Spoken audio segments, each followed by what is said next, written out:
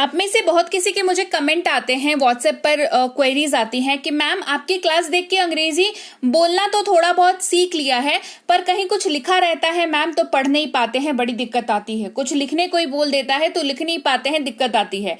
तो मैं आपको बता दूं, जैसे अंग्रेजी बोलने के लिए कुछ नियम हैं, अंग्रेजी पढ़ने और लिखने के लिए भी नियम होते हैं। तो आज की क्लास उसी नियमों के ऊपर बेस्ड है, जहां पर मैं आपको बताऊंगी कुछ ऐसे नियम जो आपकी बहुत मदद करने वाले हैं। क्लास को शुरू करते हैं। आप देख रहे हैं संरीति इंग्लिश अकेडमी, मैं हूं प्रीति मैम। सब्सक्राइब करके बेल नोटिफिकेशन ऑन कर दीजिएगा ताकि आगे के आने वाले क्लासेस के नोटिफिकेशंस आपको मिलते रहें और आप ऐसे ही सीखते रहें।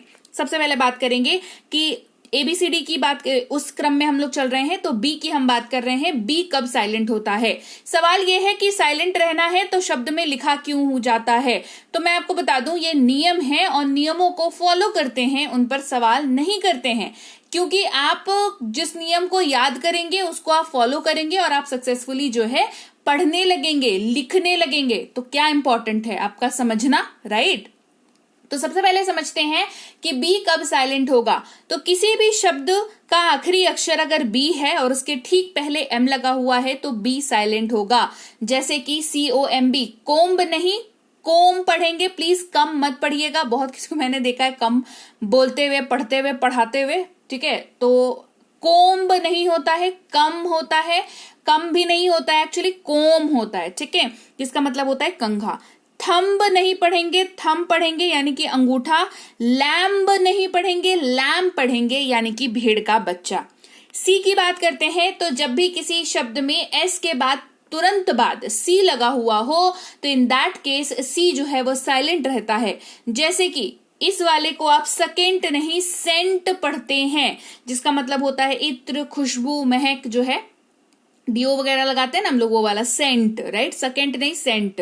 साइंस पढ़ते हैं, स्काइंस नहीं पढ़ते हैं, साइंस पढ़ते हैं, विज्ञान या कौशल कह लीजिए। सीन पढ़ते हैं, सीन, SCEN, स्कीन नहीं सीन पढ़ते हैं, जिसका मतलब होता है दृश्य।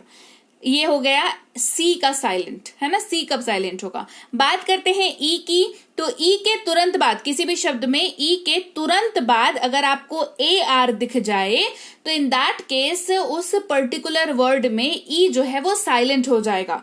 जैसे इसको ईयरली नहीं अर्ली पढ़ेंगे। क्या पढ़ेंगे?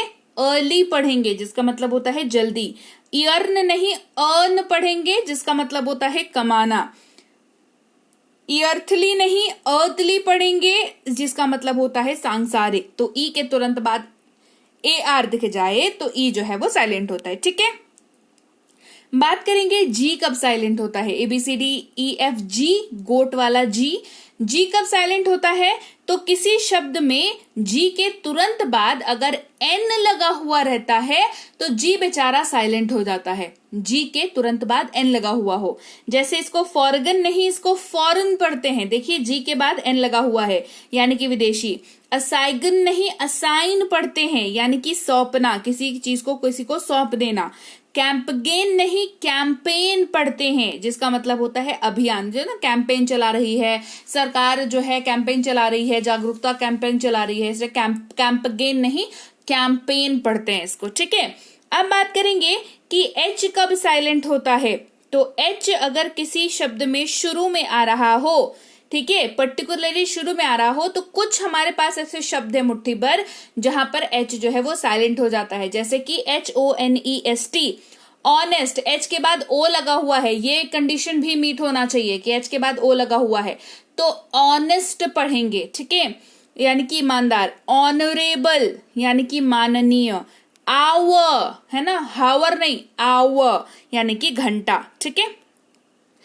के कब साइलेंट होता है समझिए। अगर किसी शब्द की शुरुआत में के हो और उसके तुरंत बाद एन आ जाए तो के साइलेंट होता है, राइट? जैसे नाइफ, KNIFE नाइफ यानी कि चाकू। नॉक, KNOC के नॉक यानी कि दस्तक।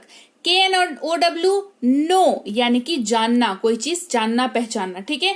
और एक चीज और मैं बता दूं आपको, ये जितने भी रूल्स मैं पढ़ा रही हूं इन सब के एक्सेप्शंस है। एक्सेप्शंस का मतलब क्या होता है? एक्सेप्शंस का मतलब होता है अपवाद। अपवाद यानी कि क्या होता है? अपवाद कुछ शब्द होते हैं, ठीक है। ये वो आसान भाषा में अगर बताऊं तो ये वो सारे शब्द हैं जो ये कहते हैं कि तुम रखो अपना रूल अपने पास, मैं नहीं मानूंगा किसी भी नियम को। और वो जो शब्द होते हैं वो इन नियमों को नहीं मानते हैं। कुछ होते हैं के साइलेंट के लिए, कुछ होते हैं ई साइलेंट के लिए, और सारे साइलेंट के लिए कुछ ना कुछ जो है आपको जो है बदमाश वाले शब्द मिल जाएंगे जो कहेंगे हम तो कोई नियम नहीं मानते, ठीक है। तो वो सारे नियम जो हैं वो वाले शब्द जो है एग्जिस्ट करते हैं और वो हर नियम के लिए एग्जिस्ट करते हैं, ठीक है। आपको ये समझना होगा कि मेजॉरिटी मतलब मैक्सिमम जगहों पे जो नियम चलता है आपको उसको पढ़ना है। एक्सेप्शंस तो आप पढ़ते पढ़ते समझ ही जाओगे, जान ही जाओगे, सीख ही जाओगे। एक्सेप्शंस की हम बस नॉलेज रखते हैं, उसको स्टडी नहीं करते हैं। हम स्टडी करते हैं जो मैक्सिमम चीजें जो चलती हैं मार्केट में, मैक्सिमम चीजें जिनका आपको काम है आप उनको पढ़ते हो, ठीक है। चलो अब समझते हैं कि एल का उच्चारण कब साइलेंट होता है।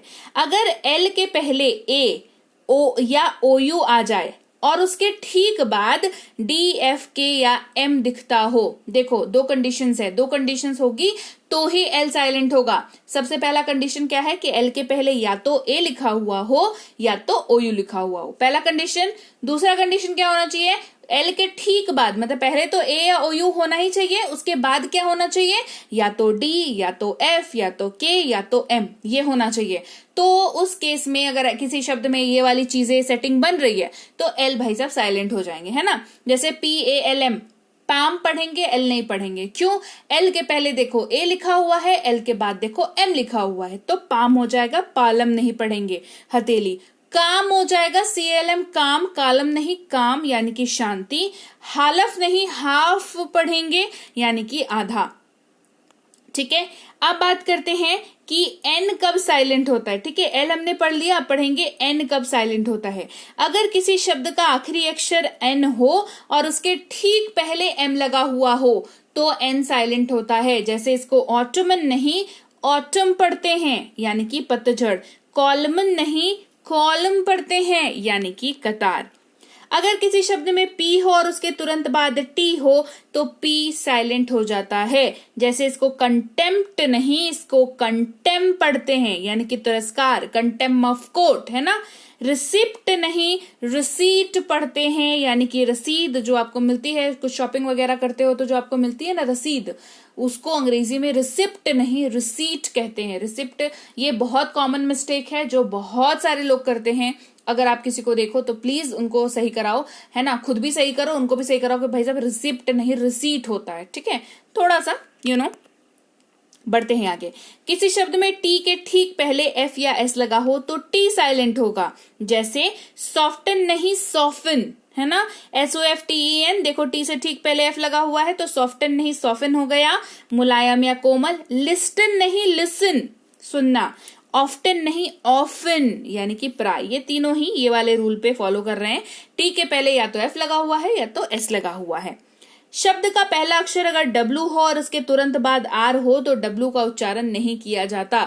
और इस वाले रूल के एक्सेप्शंस भी आपको बहुत ज्यादा देखने को मिलेंगे, है ना। जैसे कि वरिष्ठ नहीं रिस्ट पढ़ते हैं यानी कि कलाई, वरॉन्ग नहीं रॉन्ग पढ़ते हैं यानी कि गलत, वराइट नहीं राइट पढ़ते हैं यानी कि लिखना। तो लीजिए भाई, ये थी आज की क्लास। तो क्लास अगर आप यहाँ तक देख रहे हैं इसका मतलब है कि आप बहुत सीरियस हैं अंग्रेजी बोलने को लेकर के, और यकीन मानिए ये क्लास आपके बहुत काम आएगी अंग्रेजी बोलने को लेकर के। तो क्लास कैसी लगी कमेंट करके मुझे जरूर बता दीजिएगा। क्लास को लाइक और शेयर तो आपने कर ही दिया होगा।